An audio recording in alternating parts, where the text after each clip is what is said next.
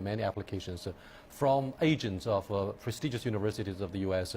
That their president wants to come and show up on dialogue and to promote their image. I mean, that's yet another serious attempt to encourage young Chinese to go to the States.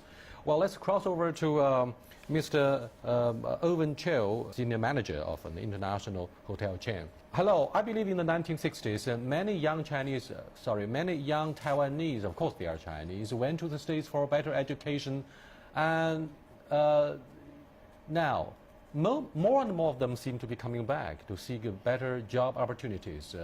What can we learn from what Taiwan went through in the 1960s and 70s?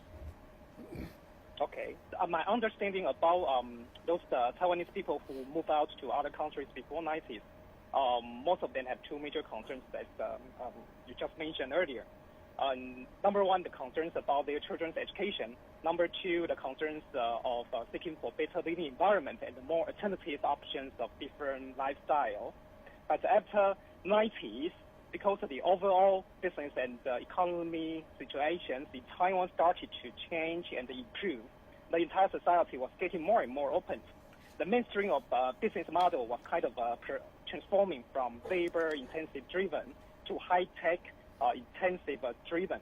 One of the most famous example is the Hsinchu high-tech industry zone. Generally speaking, I would say after 90s in Taiwan, people start to have more options to go for better lifestyle, which start to influence those people, the immigrants, to change their mindset. I would say a better lifestyle than previous is the main incentive to attract those people back to their roots in Taiwan. And in fact, we have learned a lot from Taiwan. For example, the establishment of incubation to attract successful returned scholars and students to make their investment and run their business. Okay, thank you very much. That's Owen Cho from Taiwan. Thank you for being with us. Welcome back to Beijing studio.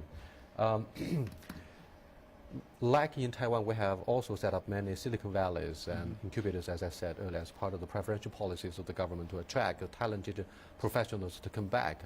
But then why do you think a majority of those who went to the States and Europe refused to come back? And according to the statistics, I believe you have a better idea about how many of them come back and how many of them refuse to. Well, that's right. I mean, particularly the people in the science and technology area, that people, for example, who got a PhD in the science and in science PhD, engineering PhD in the United States, 5 years after the graduation, the remain rate there is about 90% for the Chinese PhD student in the science and engineering sectors. And one of the reasons for them not coming back, I think for the science engineering student, because they feel that the environment, academic environment is more